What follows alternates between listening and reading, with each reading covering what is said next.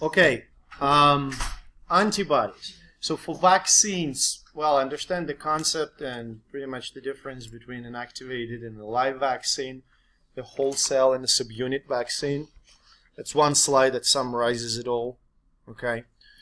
Antibodies, 5 types. All 5 types. Know the major function. Now, my students pointed me to one confusion that I had in the lecture. I'll clarify it right now. Look,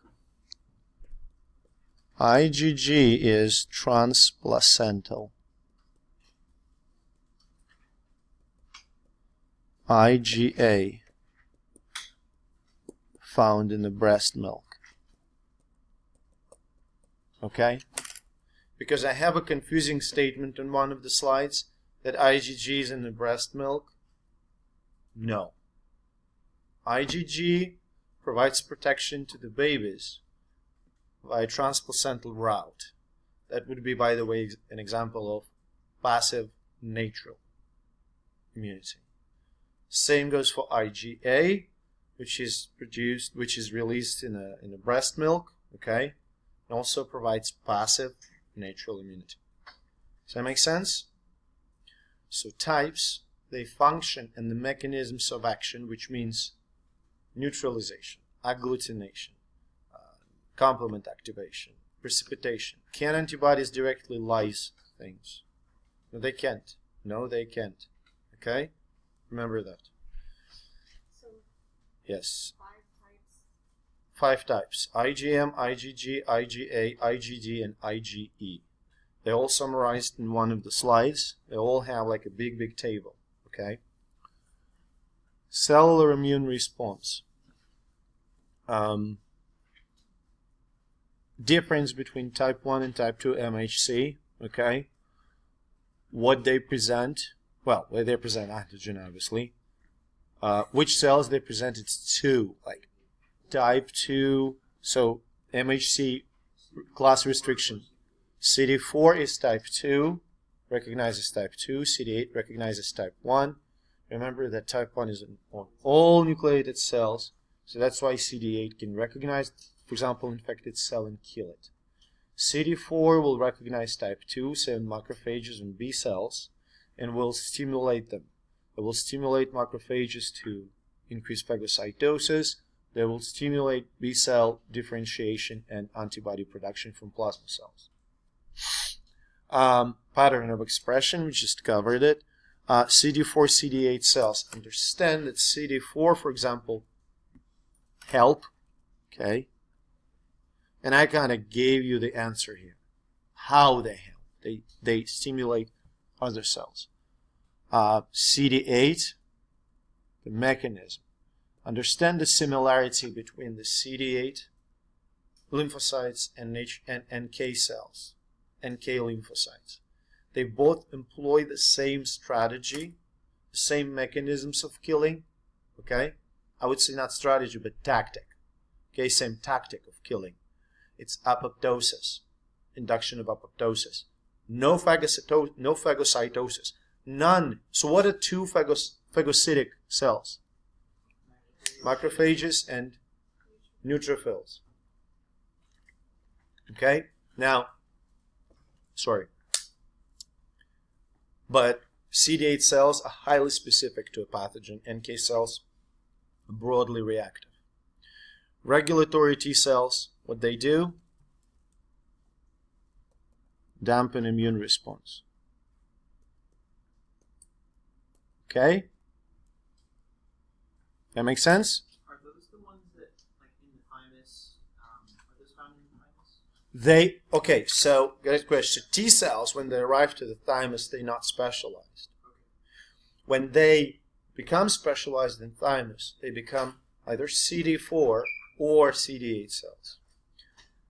Then, when they are exposed to the antigen, CD4 cells can, a subset of them becomes regulatory cells. A subset of them becomes Tregs. Okay? Transplants, 4 types. Can anyone, let's collectively name them. Allografts, different people. Isografts, identical twins. Autografts, from a self, and xenograft from another species. Side effects. Okay, we talked about graft versus host disease and rejection. So in rejection, immune system of the recipient attacks the graft. In graft versus host disease, immune cells of the graft attack the recipient. Cool? Post-transplant treatments, one word. That would be more broad. Immunosuppression. Yes, immunosuppressants. Immunodeficiencies. Congenital, like SCID, George, A gamma globulinemia. Okay? I understand the difference. Congenital is the ones that we're born with. Acquired is the ones that we develop later. AIDS, acquired. Cancer is acquired immunodeficiency too. Does that make sense? Terrific. Autoimmune diseases. In this particular moment, autoimmune, when your own antibodies or T cells attack your own tissues. That's the epitome of autoimmune disease. Hypersensitivities. Acute immediate, so it's type 1, type 2. It's going to be allergen transfusion reactions, right? Know the mechanism, like IgE for allergy, pre-existing IgG for transfusion reactions. Cool? Subacute. Type 3, immune complexes. Remember, formation of immune complexes which neutrophils attack, and as a collateral damage, your epithelium is destroyed pretty much. Delayed T-cell mediated hypersensitivity, it's type 3, it's going to be type 4. Okay, examples like TB test and poison ivy. Okay, lymphatics. Where does lymph come from? It's interstitial fluid, right? Essentially fluid that goes from the capillaries, the capillary bed that stays in the tissue and then drains from the tissue into the lymphatics. Okay. Organs. Understand? Yeah. We'll get to the spleen. Now I want to explain what the bulk is. Do I have it in the bottom? Yeah. Don't tell me you didn't see that. Okay? You, as I always promise, you will not see anything that was not in the PowerPoint. Not a single picture that was not in the PowerPoint. Okay?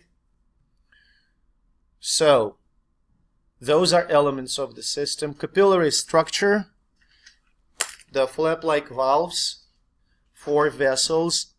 Remember we talked about mechanisms for constriction of lymphatic, mechanisms for lymph propelling. Milking by the muscles. So muscular pump, respiratory pump, valves,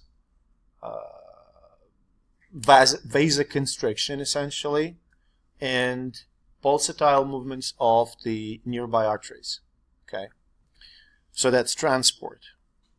Trunks, ducts eventually. Where ducts go? Where do they empty?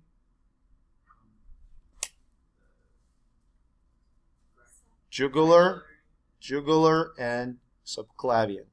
Okay, so right duct drains the right thoracic, right arm, right half of the head. Left, everything else. Lymph nodes. Understand the structure. So cortex, medulla, hilum, vessels, afferent, efferent. What's the point of having more afferent than efferent? Stagnant flow, that's right, to have stagnant flow. So cells of the lymph nodes have more time to recognize the antigen, right, to destroy whatever is in the lymph, because lymph is a sewage. Lymph Lymphoid follicles, that's what the confusion was in one of the quizzes. Lymphoid follicles contain terminal centers where B cells mature. Okay, well, okay, shouldn't say that. They don't mature there. They undergo clonal selection and expansion, right? That's where, because in lymph nodes, B cells are directly exposed to the potential antigen. Okay? So they start clonal selection, expansion, become plasma cells, released in a circulation. Cool? They mature in the bone marrow, then they seed a lymphatic system where they wait for the antigen to occur, to happen. Okay? Spleen. That's anatomy. Function. Production and utilization of red blood cells and platelets. Storage of white blood cell. To some extent, release of lymphocytes. Okay, they do have lymphocytes. Okay? So just quickly, by the time they get to the germinal cells, these cells have already matured. So yeah, when they get to the germinal centers, they mature. But these B cells, it's kind of an interesting naming. I now realize how confusing the terminology is. They mature B cells, but they're called naive. Naive means that they never saw antigen. You see the difference? Naive B cells that are mature, they can do everything, but they never saw antigen. They're like recruits to the army. They technically can do everything. Well, I don't know army, but like, you know, the movie Police Academy, you know. When they hired the police, they technically know how to drive, how to shoot, but they never saw an actual criminal. Okay? Thymus, function, T-cell maturation, specifically blood-thymus barriers. So T cells, when they mature, are not exposed to potential antigens, and they do not become tolerant to those antigens. Okay? Huh? So they don't because they are not exposed to them. There's a breach, they may become tolerant to antigens that they're supposed to recognize otherwise. Mucosa-associated lymphoid tissue location. Tonsils, that's pretty much mold. Pairs patches around the intestine, pairs patches in the appendix. When we say appendix is a mucosa-associated lymphoid tissue, we should say it just has a lot of pairs patches. A lot of them. No, spleen is not mucosa-associated lymphoid tissue. Spleen is the spleen. Tonsils, tubular, lingual tonsil, palatine tonsil, pharyngeal tonsil. Okay, that's pretty much it. Okay? We're good? That's it. So, if you have any questions...